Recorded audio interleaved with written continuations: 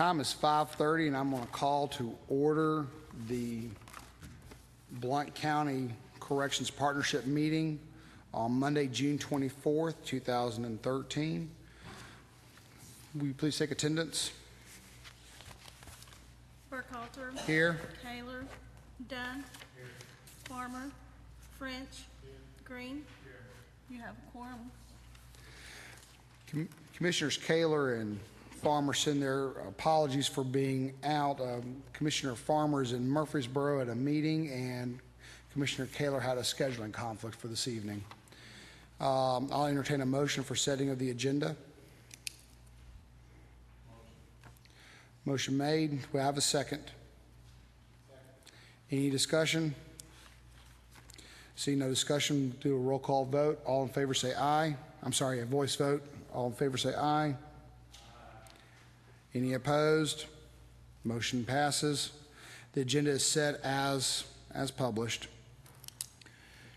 I'll entertain approval of the minutes from our April 23rd, 2013 meeting. Do I have a motion? Motion made by Mr. French. Do I have a second? Second by Mr. Green. Any discussion? All in favor say aye. Any opposed? Hearing no opposition, motion passes. Minutes are hereby approved. At this time, I'll entertain public input of items on the agenda. Anybody wishing to speak to items on the agenda? Seeing none, we will go on to unfinished business.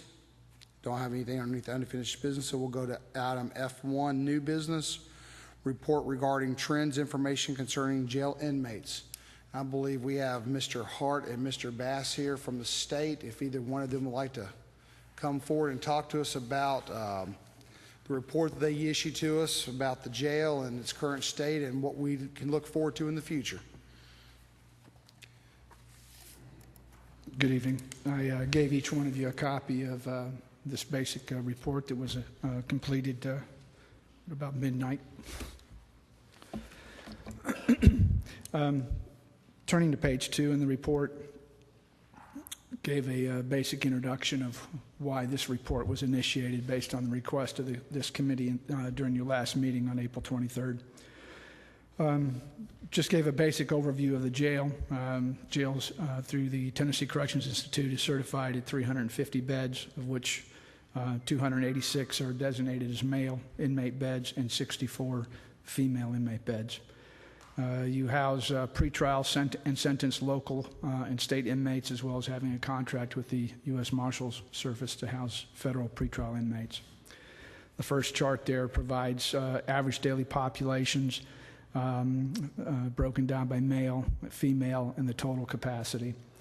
The figures for 2000, or the figures that are provided for the female, were off of single-day snapshot reports each month covering the periods of 2010 to present. That data for individual female inmate populations wasn't provided to me. So that doesn't account for some highs and lows in the population. You see 3 columns. You see a male 90% capacity, female 90% capacity, and a total 90% capacity.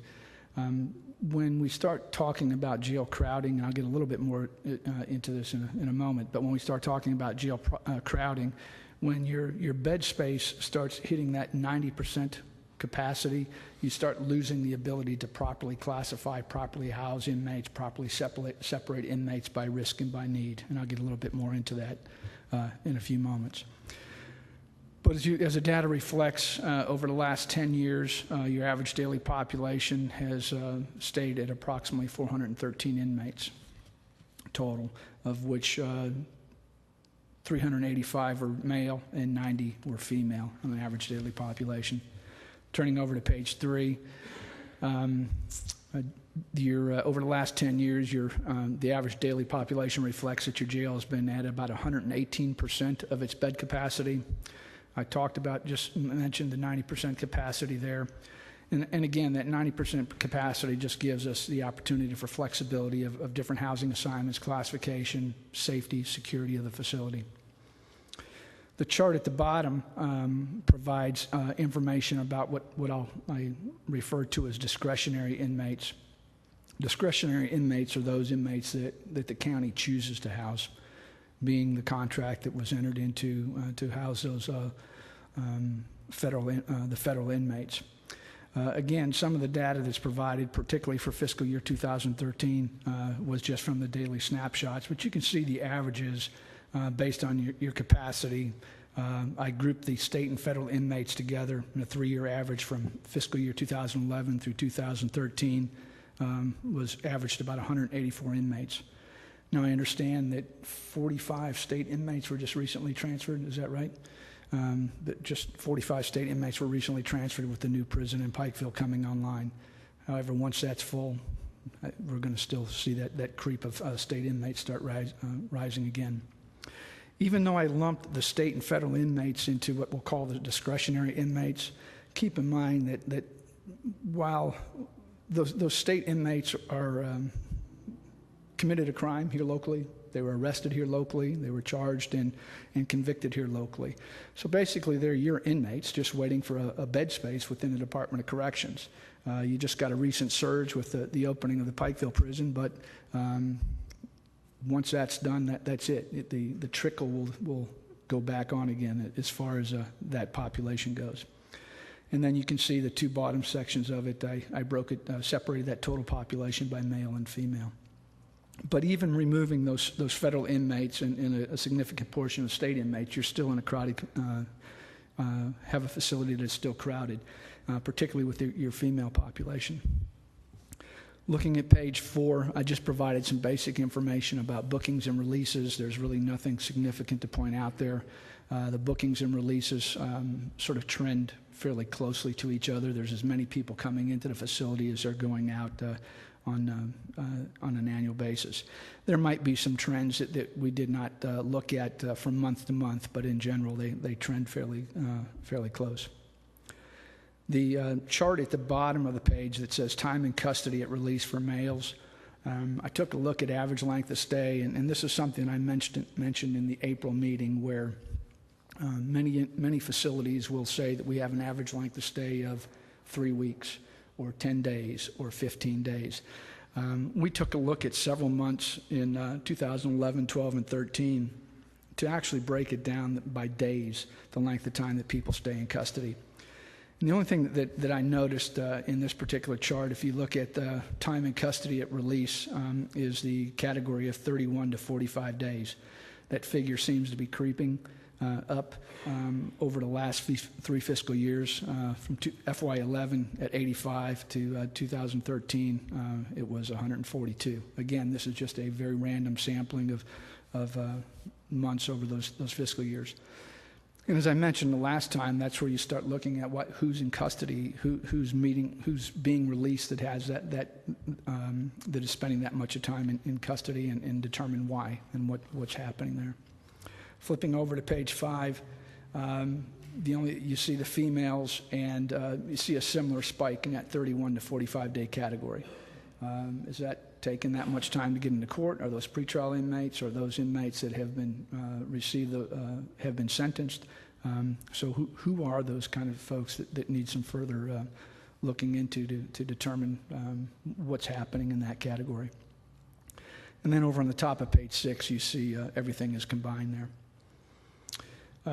Some comments on the bottom of page 6, I pointed out that about 36% of the inmate population stays 2 days or less in custody, so a high volume of work in your booking release area. Separating the male and female inmate population, there were some variances that were noted. It indicated that 28% of the females released spent less than 24 hours in custody, compared to only 19% of the male population. So a female inmate is being released in a more rapid manner. Also, 44% of the females were released within 2 days, whereas only 32% of the male population was released within that same time frame. And then finally, 63% of the female population was released within 7 days after incarceration, compared to only 55%. So whether they're similar crimes or not, or maybe it was just a sampling of months that I took, it appears that inmates or female inmates are getting through the system much quicker than the male population. Provided some information based on the Tennessee Department of Corrections monthly snapshot report, and you see that on page 7. The only thing to point out there was that it appears that there's a significant increase in the numbers of convicted misdemeanors in custody looking at the 2013, comparing 2011 and 12. And then there's also the pretrial misdemeanor offenders that seems to be a rise in the over each year going from 2011 to 2013. Keep in mind, these are just the monthly snapshot reports, this data. The only thing that I took it one step further and just took a look at statewide what those figures are.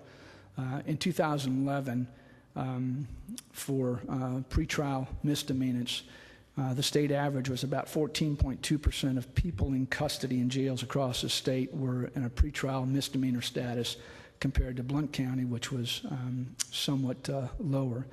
In 2012, that increased, or statewide, it was 12.9%, versus Blount County had jumped slightly to 14.9%. So you're seeing more people on average across the state in a pretrial misdemeanor status in custody as compared to the state.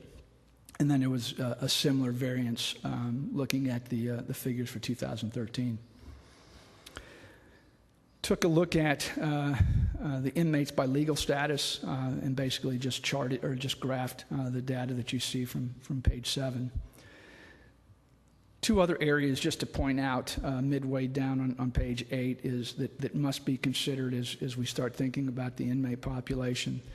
First, there's about 1,800 persons, plus or minus, that are currently on active county probation. Those have been receive an alternative sentence versus incarceration. And we have to keep in mind that at any point in time they could stumble, they could be brought to jail based on a technical violation, they could pick up a new charge. But those 1,800 persons are those that are sort of hanging out there, if you will, that we could potentially see as future inmates. Another thing to point out is that there's about 5,000 outstanding criminal warrants that the sheriff's office has that are unserved. And again, at any point in time, a decision could be made to conduct a multi-agency or a sheriff's office roundup, and where certain numbers of those types of persons could come into custody. Plus, just a routine law enforcement encounter could identify any one of those numbers of persons to bring them in. So those are just two other categories of people that are out there in our community, or in the community, that could have a impact on jail populations. The next part of the report just basically talks about the physical plant. And on the top of page 9, you see a snapshot of each housing area based on my visit on April 23rd, 2013. And you see the housing areas listed in the left-hand column, what the actual inmate count in those housing areas were that day, the capacity, the type of inmates that you had housed, and then the percentage of capacity. And if you can see the percentage all the way down to the bottom, that your inmate housing areas were sitting at about 148% of capacity. And there's a couple photographs there that just show inmates sleeping on floors and on their mats and stacking bunks throughout the area. Basically, when you see this, you see a facility that's operating in crisis management, and we're juggling inmates, we're moving people constantly to try to ensure the safety of staff, ensure the safety of inmates. And as I mentioned, when you hit about the 90% mark of your housing capacity, your inmate classification system sort of goes away, which then we start opening the door or cracking open the door of potential litigation against the county as we start talking about inmate injuries, assaults, that failure to protect issues. Excuse me. Due to crowding conditions, there's insufficient showers, commodes, sinks, floor space is taken up, if you will. Page 10 were just the comments that we discussed in the last meeting about the triple bunking discussions that were had between the Tennessee Corrections Institute and the county, and the discussion about having insufficient square footage. compared to the minimum requirement of 10 hours a day outside of the cell. And the other thing is that we had a discussion on last time is that the day rooms, if we triple bunk the day rooms, would potentially or possibly not meet the minimum square footage requirements by the Tennessee Corrections Institute. And additionally, a third shower would be required to be installed in each area. Discussed this the last time I was here on page 11 regarding support areas. Food service storage on the day I was here appeared to be insufficient to handle the inmate population. There was things sitting outside the storage area. Things were stacked to the ceiling, quite tight. Food service staff indicated that as the population has grown, it's become more difficult to prepare the meal in a timely fashion. And in fact, they indicated that they sort of prepare it in cycles. They cook as much as they can, get the serving done while they're cooking the next round to finish off the population. Inmate visitations, manpower intensive, where inmates have to be moved to in sort of an out of sight, out of mind kind of location, but they have to move through the inmate programs areas, which becomes disruptive to those activities that are going on. And then you only have one handicap visitation booth for the entire facility for visitation purposes. Some operational challenges as a result of jail crowding. There's excessive locking down of inmates throughout the facility in those areas that have the two-man cells. This is done due to crowding and the increased incidence of assaults and inmate altercations. So a decision made by the jail leadership was to start locking down on a more frequent basis to try to reduce some of those incidents and enhance safety and security. I've already mentioned the inability to classify and separate inmates. It just can't happen with the population sitting it the way it is. It's just not happening. Due to crowding within the facility, special needs inmates are being housed in the booking and intake area in holding cells that are not designed for long-term housing. They're basically just a place for someone to sit for a couple hours until they're processed in or processed out of the facility. But again, the facility has no option but to use those areas. Maximum security inmates are only permitted out of their cells 1 hour a day. And in order to get everyone that 1 hour out of their cell time to access a telephone, to take a shower, just to walk around to get the minimum required time out, they're locking down the rest of the facility and moving those inmates into each of those different day room areas so they can get everybody cycled through on a 24-hour period, those maximum security inmates. And when we do this now, we start putting max security inmates in lower custody setting housing areas where there's that potential to interact in those areas, which again further enhances the potential for potential liability. One of the challenges that was pointed out by the staff is that there's 6 single cells in isolation maximum security. I think on the day that I was here, they had 8 people in that area. The people that are placed in this area are typically your worst of the worst. And due to the type of people that you have in that area, they're only able to let one person out at a time. The square footage of the cells does not permit them to comply with the TCI standard of getting a minimum of 10 hours outside the cell each day. So there's some challenges there. But the problem that I also see with only having these 6 single-person cells is that when we have someone else that becomes the worst of the worst, we now have to move one of those 8 inmates out of there or just double bunk, and hopefully we sort of make get the right match. But it just becomes a constant crisis management mode of trying to ensure safety of staff, safety of inmates within the facility due to crowding conditions. On the bottom of page 11, I introduced the discussion about population projections. And looking at census information, in 2010, the population of Blount County was 123,010 persons. And that was an increase of about 16.24% from the 105,823 residents in the 2000 census. Looking at the 2012 estimation, it appeared that it increased to about 124,177. What I did in the chart that you see in the middle of the page, I only used the figures or the growth rate from the 2010 actual census to the 2012 estimated, which reflected about 584 persons increase in the population each year. I believe it's a little bit, probably a little bit more than that, but I use that figure to give some projections out through the 2020 timeframe. The chart there you can see starts at 2009, goes through 2020, what the population, actual census population for 2010 and the projections using that 584 increase each year. And based on the 2009 through 2012 numbers, I determined incarceration rate of how many citizens per 1,000 people were incarcerated. And you can see what the potential average daily population is going out through 2020. I also took a look at just separating or taking an average of the federal inmates that were housed in custody. And that column on the right-hand side, you can see those figures reflect removing the federal inmates completely out of the equation as far as housing goes in this facility.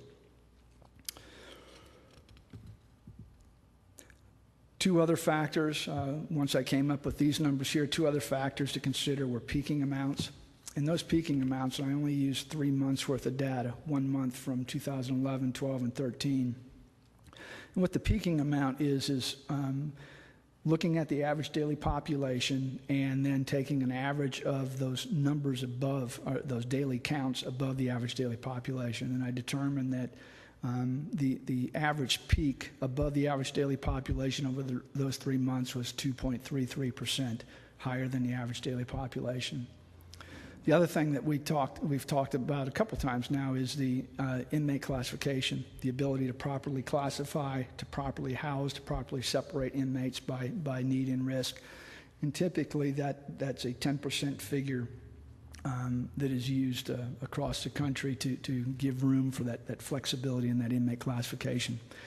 And one question I failed to ask Chief French is, do you house weekend offenders here that come in starting on Friday and leave on Sunday? Okay, so that 10% gives you that flexibility for those weekend offenders as well. Taking in consideration, you see the chart in the center, and you have the potential base average daily population forecast, and those numbers there come from the page 12. The peaking factor, I multiplied that times the 2.33% that I mentioned, and you can see the numbers across there, what that would equate to, and then the 10% classifications factor. Based on those numbers, then you see across the bottom what the total estimated bed space requirements would be, and that doesn't separate it by male or female, it just gives you a total. Again, calculating these figures it's sort of like a crystal ball. It's a best guess kind of scenario that's provided. A couple things to consider. During the April 2013 meeting, it was noted that you are reimbursed $58.50 per day for a federal inmate, which averages about $1.8 million, and $37 a day for housing a state inmate, another $1.2 million. So things that the county must consider if we start talking about the federal discretionary inmates and trying to minimize the number of state inmates by working consistently to get rid of them. Could be a potential $3 million annual revenue loss that you could expect. I reviewed a document sort of as I was going through this process called Building Community Support for New Jail Construction. And it talks about several issues, but there was a couple things there that jails build or expand, and it listed 3 areas. One, the existing jails damaged, worn out, or no longer suitable for housing inmates. Not the case here. You've got a well-operated facility. You've got professional staff running the facility. It was clean. It was organized, other than you just have a ton of inmates in the building. Second area that this Justice Department pamphlet put out said that the existing jail no longer meets the jurisdiction needs. I would say that you meet that criteria is met here, where the crowding condition is just creating more and more challenges of constant crisis management. And then the third area was the existing building cannot be operated efficiently and the design does not provide for effective inmate supervision or classification. Again, things that I've talked about throughout this presentation. So my conclusions is that obviously the facility was designed for future pod expansion. So someone had, the group of people that were involved in the facility design back in the 90s had the foresight to recognize that in the future there's going to be a need for future bed space. And when that future was, when that was anticipated, I couldn't speak to that, but it was a good foresight in whoever was involved in that process. I commend the Sheriff's Office for operating a clean and professional jail. However, staff are continuously challenged due to the jail crowding.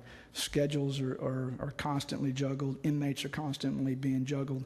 And concerns over the inability to classify inmates and properly separate inmates, I think, is exposing the county to potential liability. I suggest that you take a look at that pretrial and sentence misdemeanor population for why are the reasons for the increases, why are the reasons that they're staying in that 30 to 45 day range. As part of that evaluation, determine if there's other options out there to consider for pretrial diversion, alternative sentencing, better use of community corrections or local probation. Because I think that even if you were to expand the facility, if that's the decision that was made, you're still going to need to consider some of those other alternatives to keep a balance. So we don't expand the facility and then fill it up and then have to start thinking about, okay, now what? I think it has to go hand in hand as you move through this process.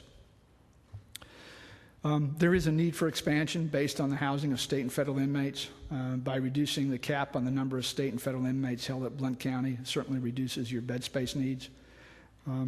However, additional beds will be required, particularly for your female inmate population at this time. In addition to consider expanding the current facility, I'd suggest that you take a look at the support areas, food service, laundry, medical, visitation areas, for consideration of expansion, modification, maybe different types of equipment that would handle the workload. And additionally evaluate the need if within a jail expansion for additional single person housing to address those extremely violent special needs type of inmates, so you can sort of pull away from that using that booking holding cells as special needs housing. Although there's a need for additional bed space in Blount County, and you do have a history of generating revenue by housing those state and federal inmates and by offsetting operational expenses, I always advise the county just to be cautious that don't build simply based on we're going to house more and more contracted inmates into our facility. You're sort of in that situation, but you're not, because if we remove those federal inmates, you're still crowded. And those state inmates that you have, even though that to some degree they're discretionary, you're at the mercy of the state to have them pulled out. So they are backed up into county jails. And you're not, as far as state inmates, you're not unlike any other county jail across the state of having a backload of state inmates housed in their facilities. And that concludes my report.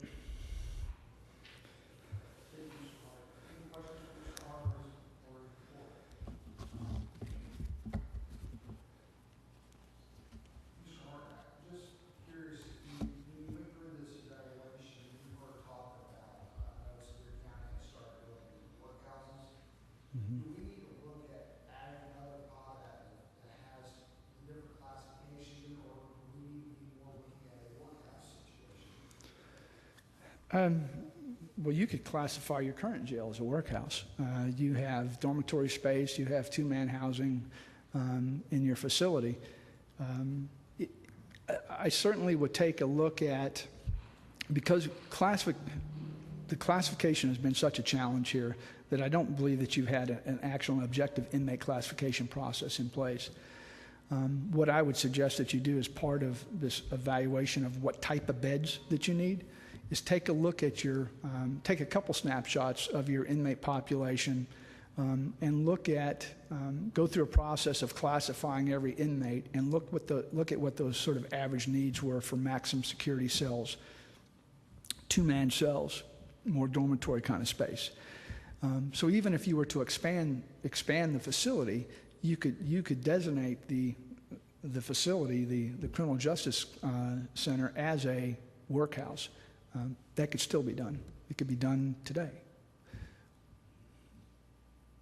Any other questions? Mr. Hart, thank you very much for the report and for your time today. Yes, sir. Mr. Bassett, coming up here as well. Do you want to say anything? Yeah, I'd like to speak to the other side of it, Tennessee Correction Institute.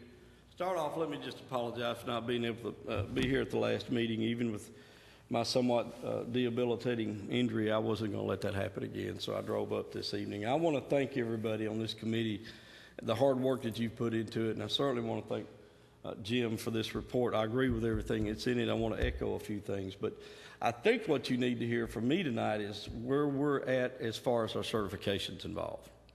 We are in the 2013 inspection cycle. And you know by law prescribes that you will not know when we're coming. It is a surprise inspection. It could be tomorrow morning. You are presently under a plan of action, which means you have to show some kind of measurable progress since 2012 when we did this.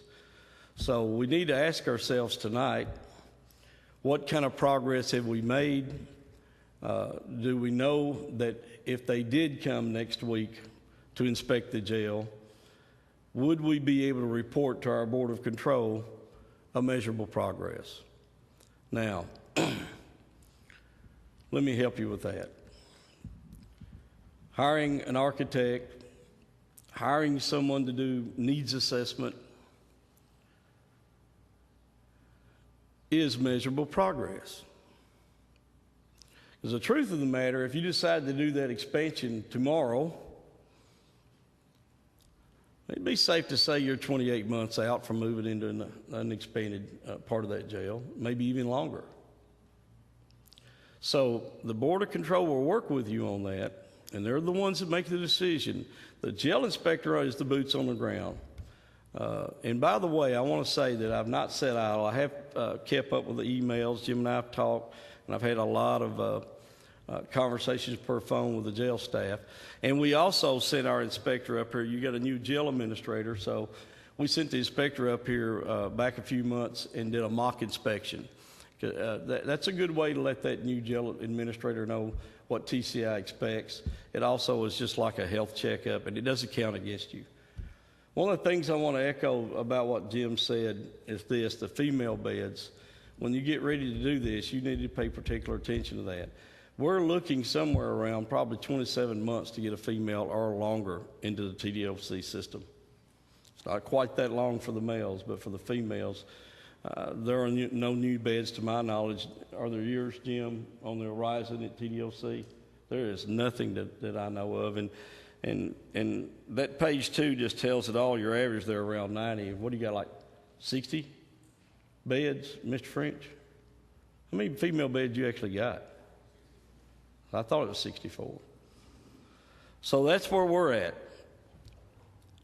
I promise you this, that inspection will probably occur before the end of October. Because if you got 60 days, that would mean the inspector would be in your facility on New Year's Eve, right? That's probably not going to happen. We're here, Jim and I, TCI, CTASC. Any questions you have about this process? And I think you need to protect that.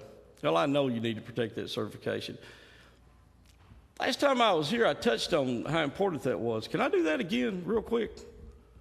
I want to emphasize that we're seeing some trends across the state with the federal courts that are a little different than I've seen in all my years in this business. I'm seeing where inmates are actually writing to the federal judges complaining about living conditions, and the judges are asking them to come to their chambers and talk to them. That's kind of odd, isn't it? Let's remember this. Overcrowding is not unconstitutional. That's not what takes us into that federal court. It's what happens to the inmates while they're in there. And a lot of things that Jim pointed out, the classification, having compatibles and incompatibles and not really having a place to put them.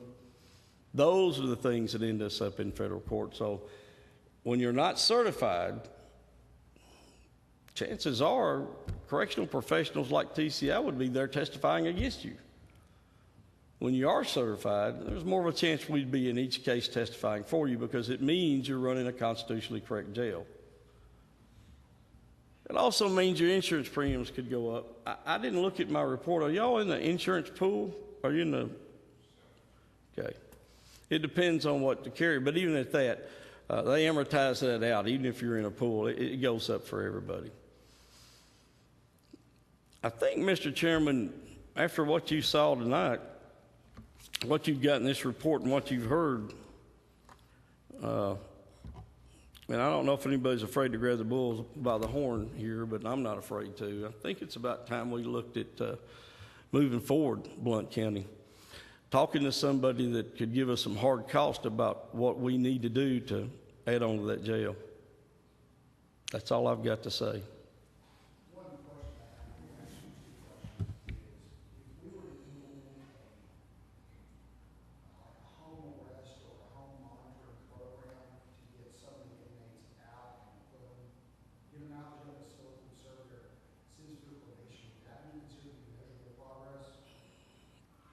Actually, it would. Now, that in alone, by itself, wouldn't stand too solid. But if you were doing other things, delayed intake, trying to reduce those discretionary inmates Jim was talking about, bringing the jail population down. But yeah, that could be part of the strategy. We use it in other counties. Other counties have used that as part of their strategy.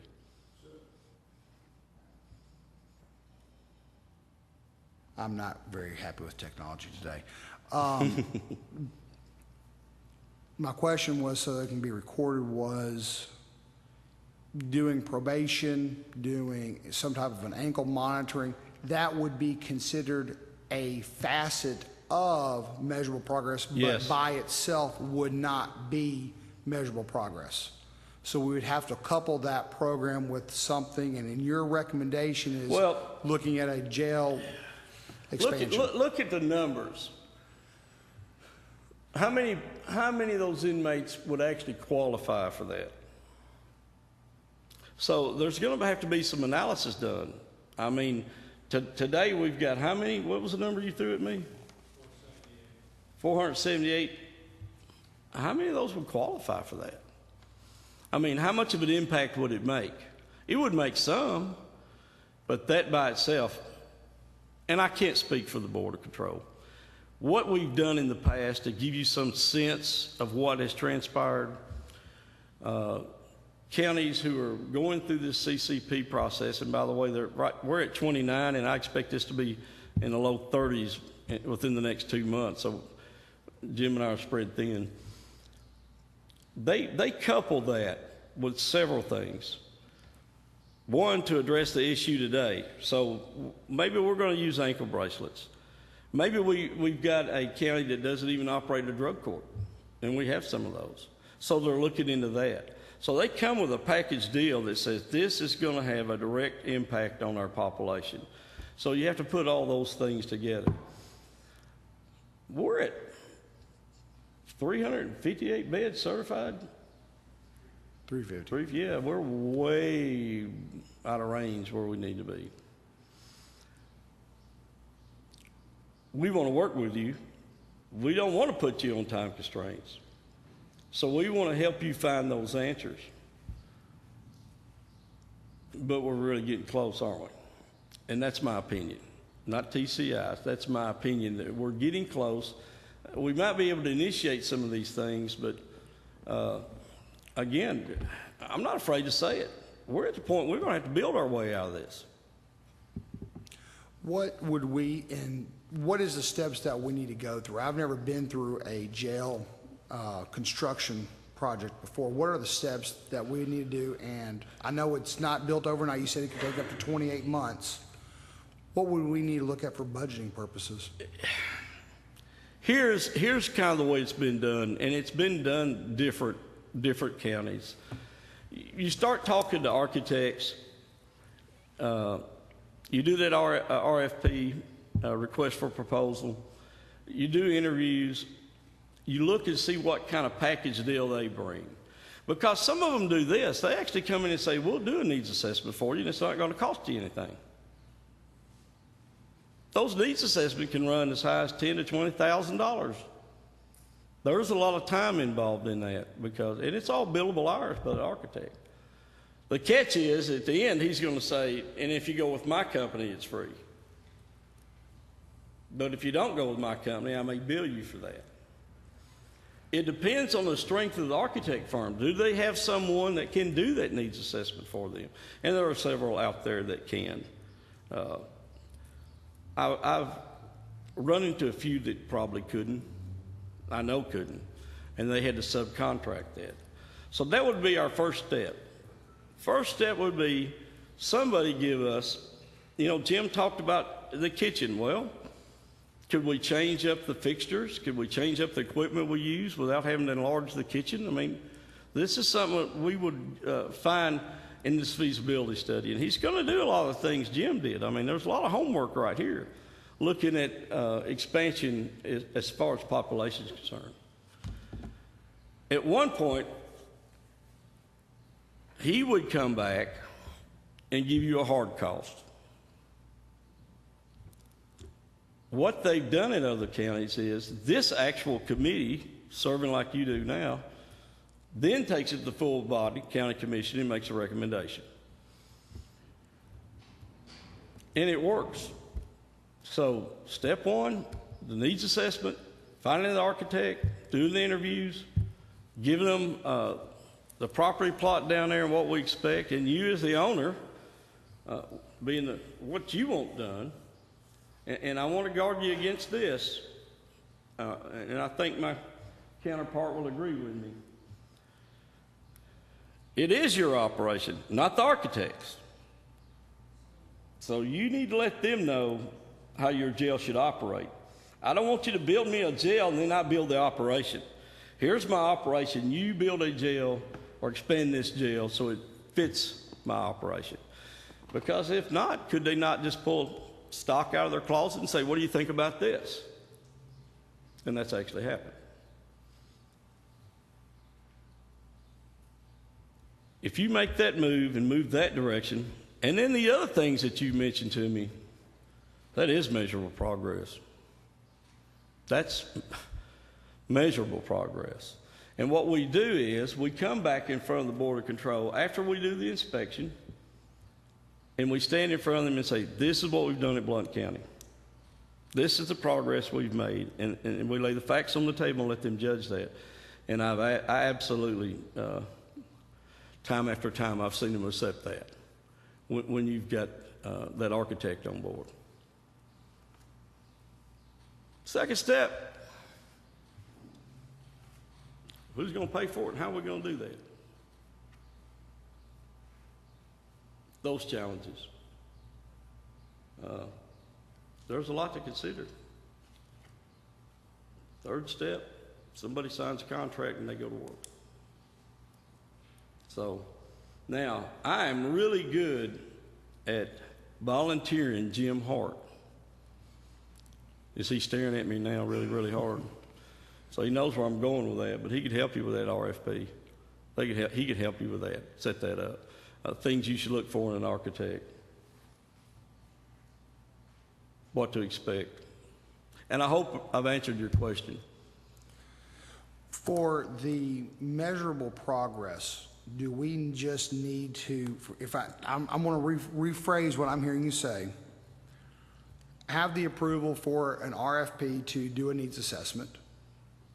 We don't have to go full blown, but at least authorize the need assessment through the commission, implementation of an expanded drug court program, and do some type of home monitoring probation service. Those three things, if we get those implemented here relatively quickly, should put us in good order when we go back in front of the board here before the end of the year. If you did that as your contact person and the CCP coordinator, I would walk in that room with you and ask the board to continue your certification. I would. So, yes, it would make a difference if we did those things. Is there anything else that we should do to make the chances better? Other than just gathering some data about how you are, and some hard data about how you are doing the reduction at the jail, as far as inmates are concerned, I can help with that. Other than that, I couldn't think of a thing. I mean, you just mentioned those three things. I mean, that would drive it home. It really would. And then we'd be looking at the next inspection cycle, 2014.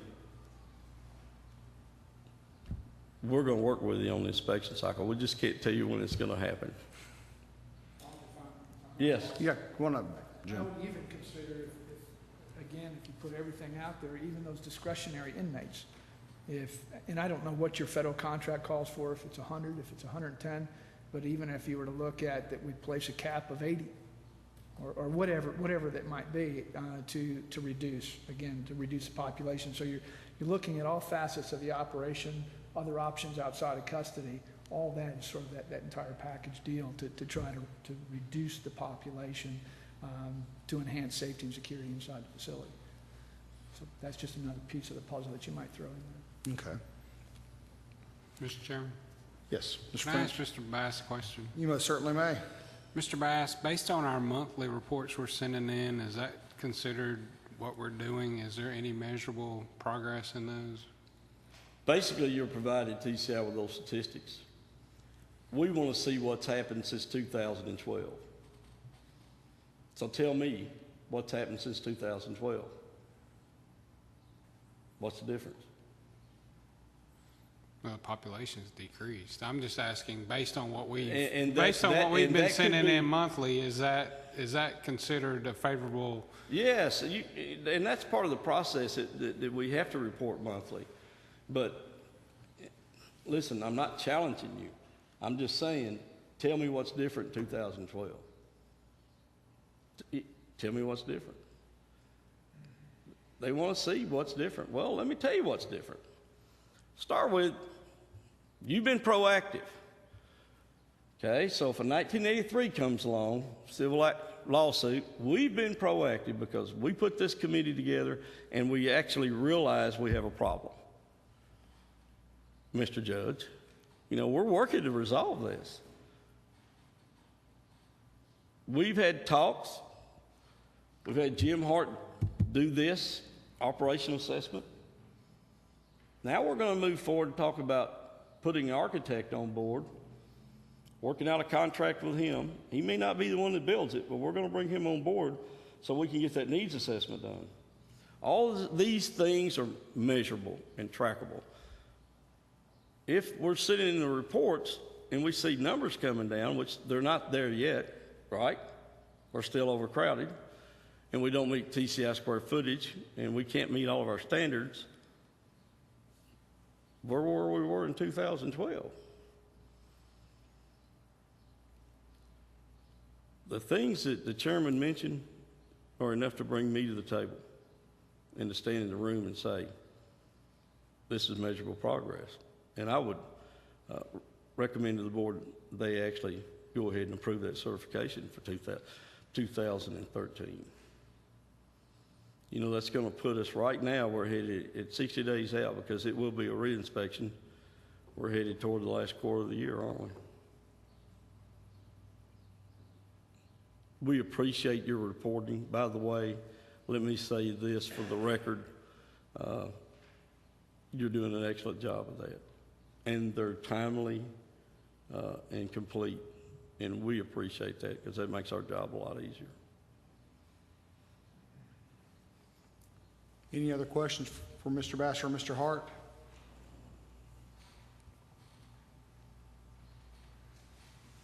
Mr. Bass, thank you for coming up here today. Thank you for allowing me.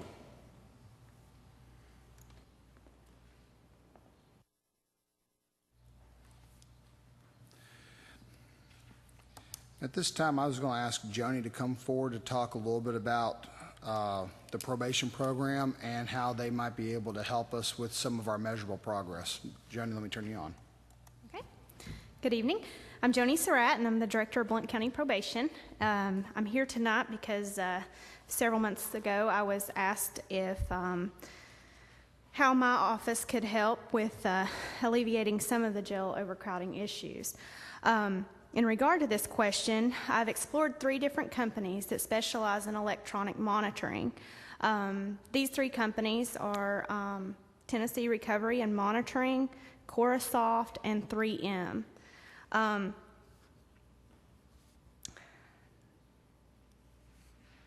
They're all 3 very good programs, and I found that not only do these programs decrease the amount of people incarcerated, but it can also be cost beneficial to the county by both alleviating the cost of housing of an inmate to increasing our revenue by charging setup fees and daily monitoring fees at the offender's cost and no cost to the taxpayer. The first company that I explored was Tennessee Recovery and Monitoring. The company is ran by Andy Bagenstos, and he stopped by the office one day and provided me with information about his company. He has the program Scram X, which is an electronic monitoring ankle bracelet that has the ability to detect the use of alcohol in an offender's system, and also can provide parameters for home confinement. According to Mr. Bagenstos, the client would be charged a $10 per day fee for the device, and the client would also be assessed either a $50 setup fee or a $100 setup fee. Mr. Bagenstos would collect the daily fees from the client, and probation would make $20 off the $50 setup fee per month per client. Based on just a number out there, if we set up 200 devices, Blount County Probation could potentially collect $4,000 in revenue. They also offer a drug patch that would detect narcotics on the actual offender that could be processed. The recidivism rate for that company is approximately 8%. What he told me, which means that they could, only 8% would normally reoffend based on statistics that he presented to me. The second company that I spoke with was Courthouse. Spoke with a guy by the name of Chuck Jevedin. Courthouse offers electronic monitoring ankle bracelet set up through GPS, as well as a smartphone technology, which the smartphone has voice recognition. So when my probation officers would set up this particular client, then they would be given a series of numbers, and it would do essentially a voice recognition where we would know if they tried to manipulate that and try to get someone else to pick up the phone to answer it.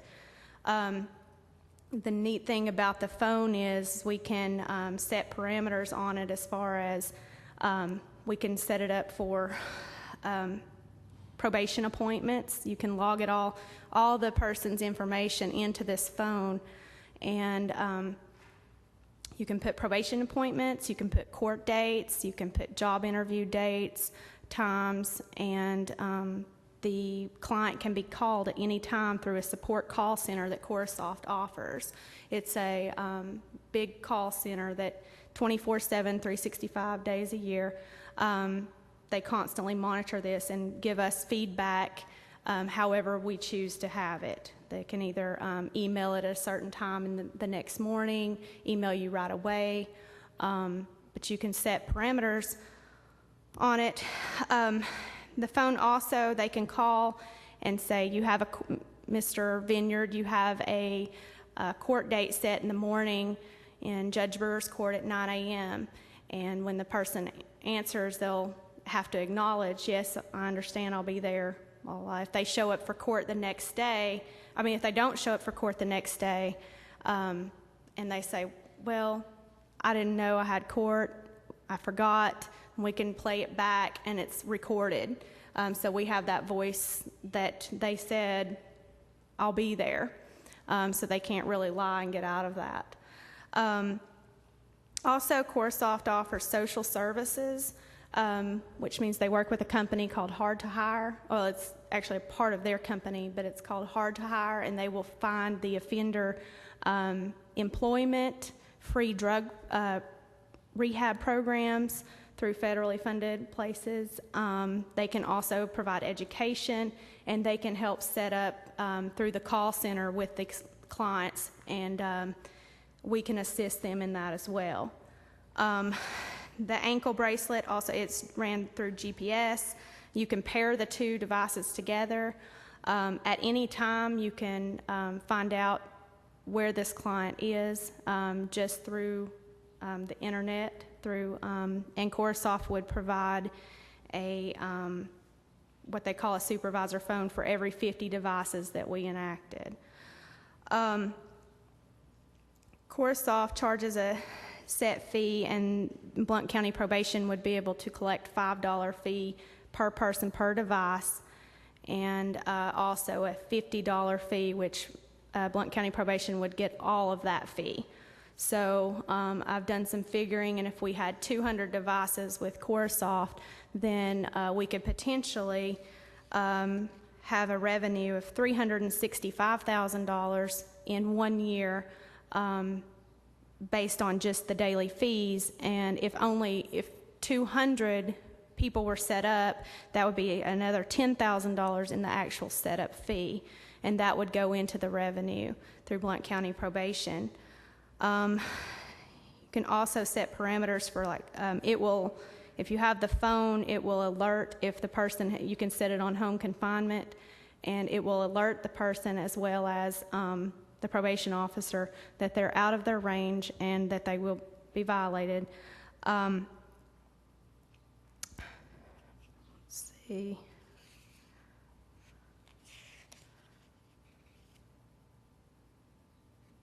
You can also run an address through the call center, which will, you can run an address, and if there's been, so if law enforcement's responded to a robbery or a burglary of a residence, they can run the system to see if any of our monitoring devices have been in that area. And I know in other counties they have done it before, where there was a robbery and they had checked it, and they were able to find out that one of the people on the devices had been in that residence for 18 minutes. So they knew and was able to solve further crime through that. So it's a very intensive program. The third company I looked into was 3M. They also provide alcohol monitoring devices as well as a GPS ankle monitoring device. They offer, it's a two-piece program that has a two-way voice communication as well as a text messaging. I've been unable to meet with them in person, but I've received the information through the mail.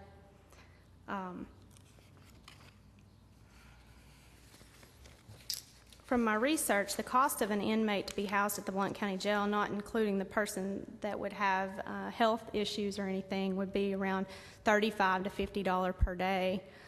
And that's the taxpayers are responsible for the cost of that, because tax dollars through the jail. If we did go through electronic monitoring, then we could collect these daily fees, and it would be cost beneficial to the county, as well as we would be able to monitor these offenders as more closely.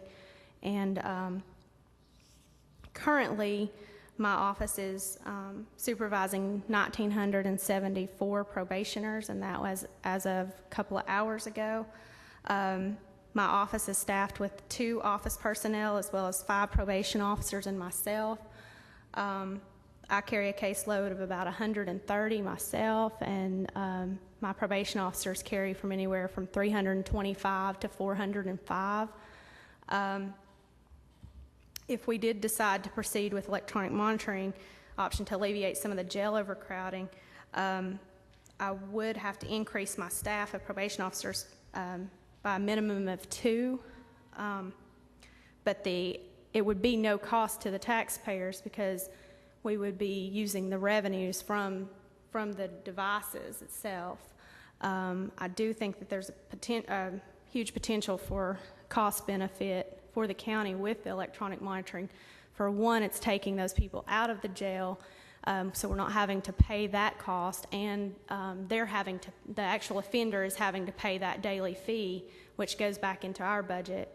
And with the one company, as I predicted, if we had 200 devices, there would be 365,000 potential revenue plus 10,000. I would think that if we hired 2 people at a $53,000 total for everything, it'd be 106,000 that I would need to be able to employ 2 full-time probation officers, and I think that would be plenty right now as a minimum to cover some of the electronic monitoring systems.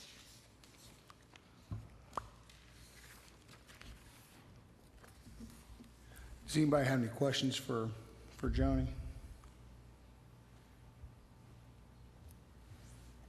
I do. Go ahead. Joni, do you have any idea, and this is probably not a fair question, but based on the population, how many current inmates that we could service? It would definitely, the judges would have to make that decision as far as who could be released out onto that program, so I don't know the actual number.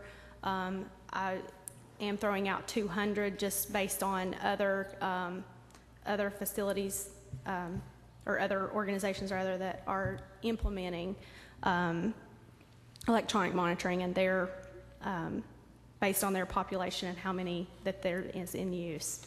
And my second question, Mr. Chairman, is based on your 1,974 in probation, I mean, I'm not in your business, but I could see that electronic monitoring could help you even greater with those offenders as well. Is that a fair comment from me or question? Yes, absolutely.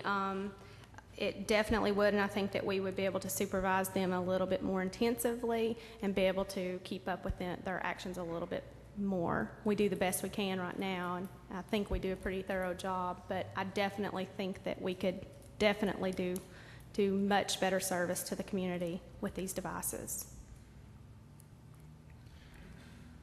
Any other questions? Joni, is all that you would need to implement the program is $106,000? Is that all that you would need, or would you need additional? For a minimum of 2 employees, that's what I would ask for, is $106,000, and that would be the minimum. It depends on how many devices we get up and running. And again, I wouldn't be asking for any more money that I didn't think that we would be able to pour back into the budget through the revenues that would be made from that device. Now, you keep saying a minimum of 2. I mean, if we're going to do this program, I want to make sure we do it right and it's set up properly on the front end. What do you need? I mean, we've already heard we need to do at least a $20,000 to $50,000 needs assessment. What is it that you need for this program? I mean, I could always take as many as anyone would give me, but based on as far as the initial, just basing it on 200 devices, just an answer out there, I would say the minimum of 2, and then after we got into the program, I could probably tell you further, but just as far as seeing it on the front end, before we would start it, I could say a minimum of 2, and then I would just have to see from there what the need would be. If we were to approve your request and your recommendation and recommend it to the budget committee for the July meeting, and then it got through the budget, through the agenda, and then through the full commission at the end of July, how quickly could you get a program up and started? I would imagine I could get it up within 2, 3, 4 weeks. I mean, it would depend on which company we would use and how quickly we could get it set up. Would this have to go out to an RFP? And would your department take care of that then at that point in time? Well, purchasing would. Purchasing would? Okay. But that would remove our body out of this. That would just be between. That would be between Joni's department and purchasing. Okay. Anybody else have any other questions for Joni? Thank you very much. Thank you. I had talked with Ms. Gallion about her coming tonight to talk to us about the drug court and possible expansion, and she was unable to make it tonight. Are any of the judges that are here in attendance, do they feel comfortable talking about an expansion of the drug court and how that can help us alleviate a problem, or do they want to remain silent and stoic figures? I see the silent and stoic figures. I would suggest if you want to talk with the judge, you need to speak with Judge Harrington about the drug court. She's certainly a lot more knowledgeable. And I know that she and I have discussed alternatives that brings this body together, and that's certainly one of them. And with regard to probation, what about that? Mr. Mayor, did you hear it from Ms. Gallion? Okay. Real briefly, to let the committee know what we had talked about, I talked with Ms. Gallion. The state is wanting to push drug court programs as a way of alleviating some of the pressures that are put on the local jails. And she and I had discussed implementing a drug court program for the general sessions judges, for general session courts, to help alleviate some of the misdemeanors that are coming through with the prescription pill problems that we seem to be growing. And when she and I had spoken last week, she was thinking she would need 1 to 2 people in order to implement an expanded program that would also qualify us for being in the running for additional funding from the state. The governor apparently is going to be setting aside over the next 3 years additional funding for counties to expand their drug court programs.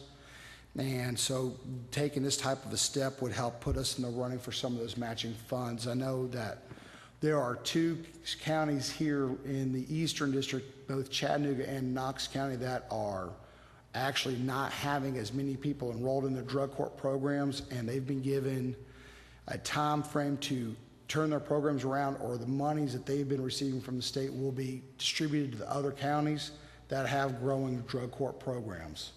So that's kind of where we are on that one. Her request to me was to have at least 1, if not 2, employees allocated through the budgeting process to be able to cover the cost of implementing that drug court program. But like I said, she's not here tonight to talk about that.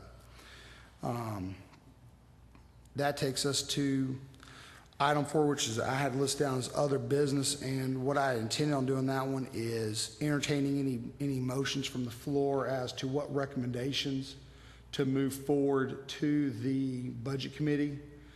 As a recommendation from this committee, be it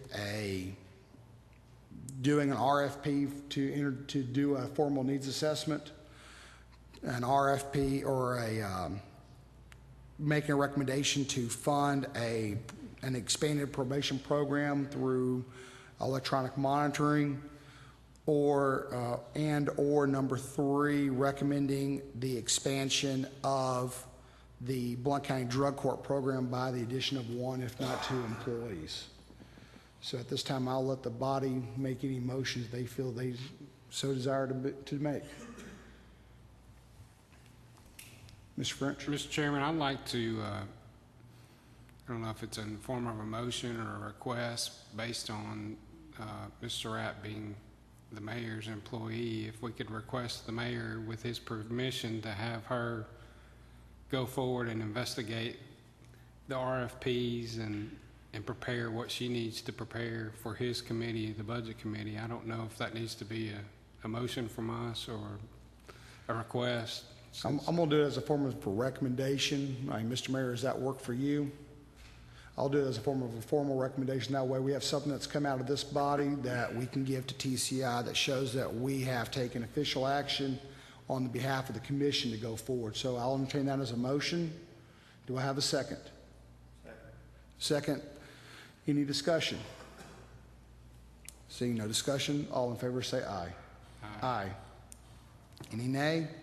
Hearing no, motion shall go forward on the recommendations for the RFP. Am I assuming that's for the needs assessment or for all of them? No, that was just for Ms. Surratt's portion. Ms. Surratt's report, okay. That was, my intent of the motion was just for her, if it's okay with the mayor, to go forward with her research and RFP on the electronic monitoring portion, alternative sentencing. And, Mr. Vender, do we need to make a recommendation for the people she needs in her program, or would that, how would we need to handle that? Because the RFP for the actual devices, was that separate than the needing the additional personnel? I would think that to play it safe, if you do the RFP for whatever monitoring devices or programs we would want, then one of the outcomes of that would be the staffing and budget she would need to implement that. That way we're not tying any proposer's hands. Okay. So we'd come back at the next meeting then and analyze what amount of funding she might need for that program? That would be one way of doing it, or you could ask the mayor as a part of that process, once we get those, we could take it directly to the budget committee and then through the process, if that's what this body wanted to do. All right, Mr. Mayor, would you be agreeable to that before, so we're not tied up with our meetings every time? We can do let Joni do what she has to do, let's let this thing happen, so it not drag it out any longer than it has to, and I think that'll work out fine with what Randy recommended there. And then at the budget committee, I'd be willing to be there to speak as recommendation to whatever budget request is as representing this committee, if all of y'all are in agreement with that. I think just being fair to everybody so that we don't mislead anyone, I think what you asked Joni to do, how long it would take her to implement, that's being optimistic on the staffing side of things. I think we're going to have to allow some time on the RFP process, not so long. The time element is not how much time you give people to respond, it's how long it takes to evaluate what responses we get, because it won't be apples and apples. It'll probably be a variety of options. Okay. But I would think you're looking at 30 days from the time we get the RFP on the street and get them evaluated to make a recommendation, would be my guess. And keeping with that, if we were to do an RFP for a formal needs assessment, do we need to allocate the money or how much to spend for a needs assessment, or do you do that as an RFP and then we'd come back and find out how much that would cost? I personally don't like letting people do things for free. There is no such thing as free. My suggestion would be, I would entertain, I don't know if Blount County does this, but I would do a request for qualifications, because I think what we're looking for in this circumstance would be people who have done this before and not someone that we have to train on the job. So I would think you could get a request for qualifications, have firms, some of which may be architectural, some may not be architectural, and let them respond to what they would propose for a needs assessment. And then you're assessing their capabilities with who they propose to assign the task of performing the needs assessment and their related experience, and then the associated costs of that work. That would be a little less time consuming, I would think, than an RFP process would be. Whose department would handle that? Would you handle that, or? Well, I would think, I mean, it's not our asset, it's the sheriff's asset, so I would think we would want to have them take the lead on that process. I mean, not. And could y'all do that? Well, I think we could do it through the help of purchasing. I think that would be we would use purchasing as our legal mechanism to send those requests for qualifications out. Okay.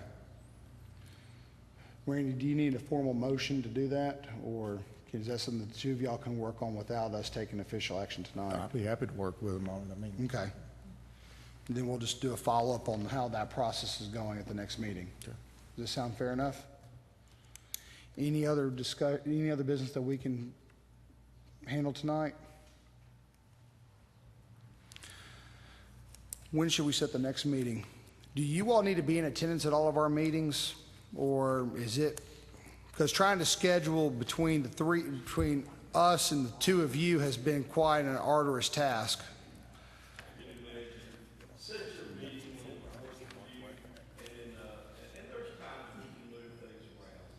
Okay.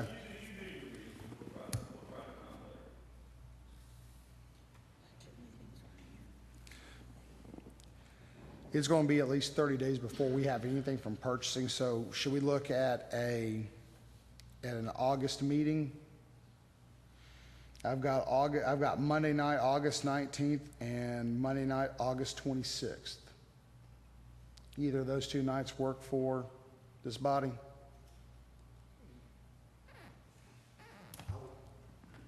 I would prefer the 26th, and that way we ought to have pretty much all that stuff nailed down, and hopefully it's just a report to you on what's already been done.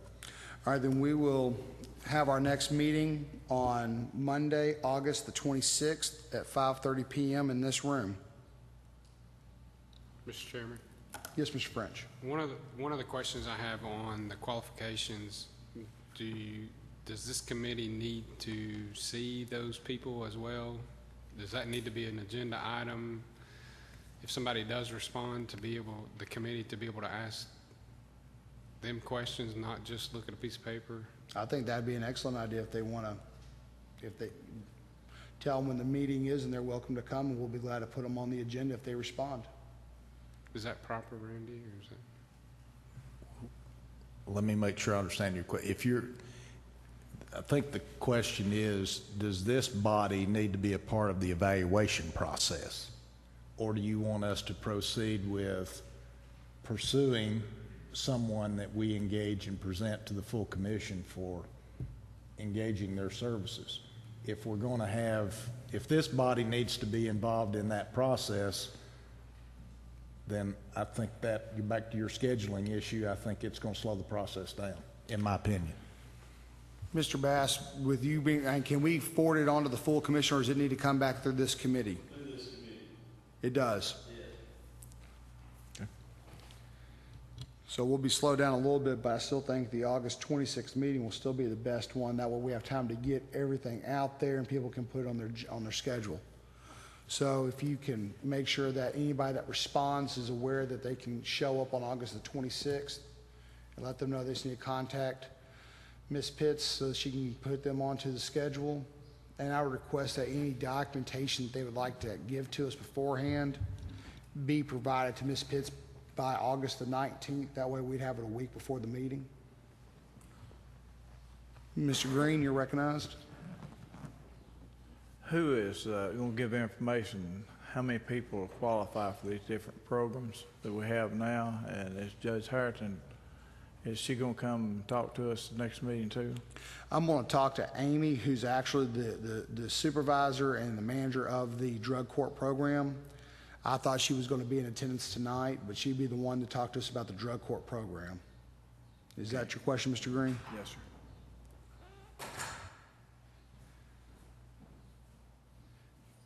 Any other questions?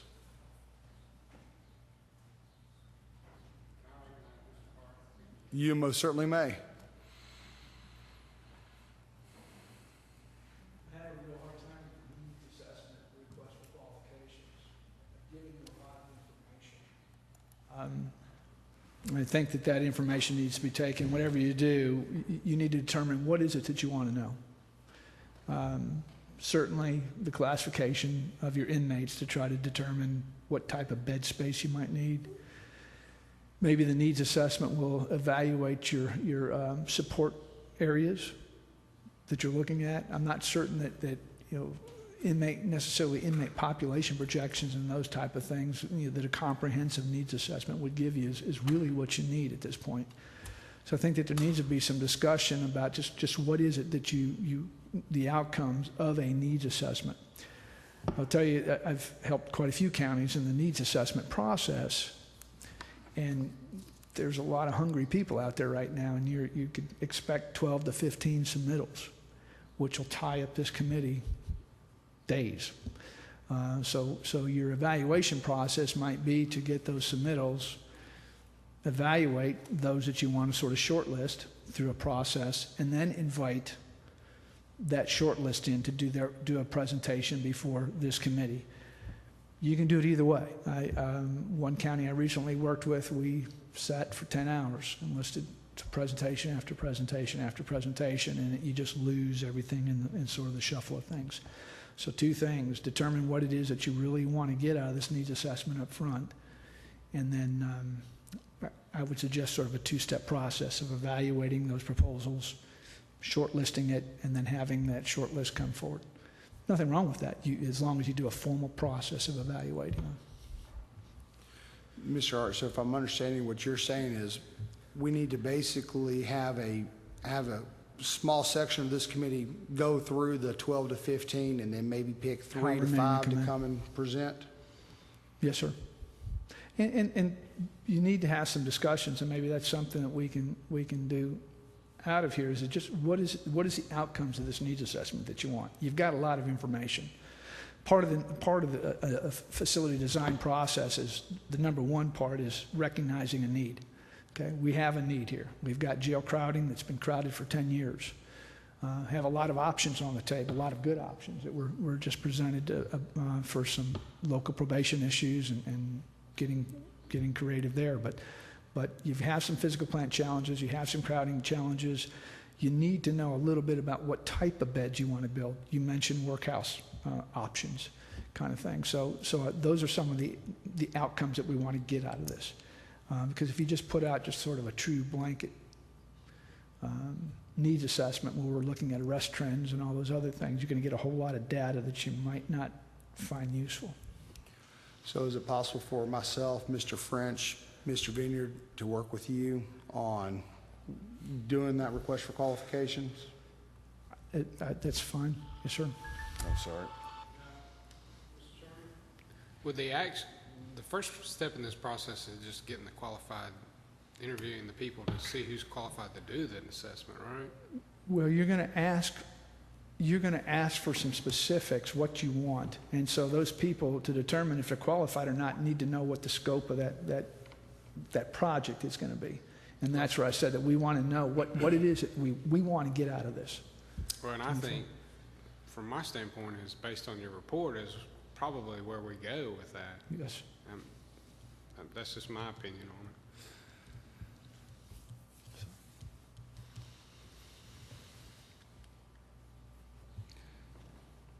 on it. I forgot to turn off my cell phone. I apologize about that. So what I'm hearing is that we're going to be basically like a two-step process then? If, I'm not trying to read anybody's minds, but typically if you do an RFQ, you do not need to follow that up with an RFP. Okay. Because what you're doing is you're not asking somebody to build something, you're asking for some professional advice and work. And what is important is the qualifications of the firm and or the individuals. What experience have they had, and then how do they build? What have been the successes? What have been the problems? And then it's checking references, frankly. And then once you've made a determination and we shortlist that group of 12 or 15 down to 2 or 3, and then this body makes a decision, then we're ready to enter into a contract with them and let them start work. Well, do we want to have, say, 3 of us meet beforehand to go through that list of 15 so we don't have all 15 people here on Monday night, August 26th? Absolutely. I don't think this body wants to hear more than 2 or 3, quite frankly. Mr. French, would you be willing to work with me and Mr. Vineyard on, and I'm volunteering Mr. Vineyard for this one, but for the 3 of us to sit down to go through those proposals, say, 10 days beforehand, and then we can make the recommendations, get them out to them, those people will have 3 days to get stuff to us by the 19th of August. Would that work? Mr. Green, do you want to serve on that committee? Okay.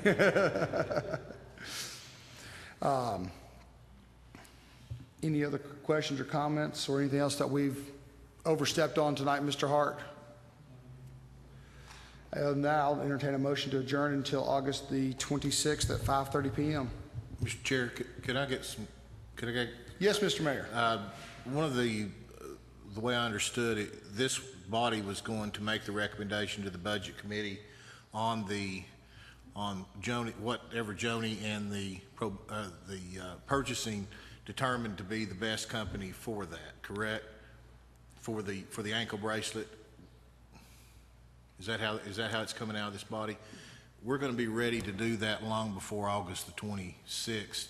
that if we wait till August the 26th, and then by the time she starts working from that date on, it's going to really slow us down on getting this program in place. Is there any way we could come back to you all before August 26th to get that recommendation to the Budget Committee? I was just going by Mr. Vineyard saying he needed some time to get the RFP out. I mean,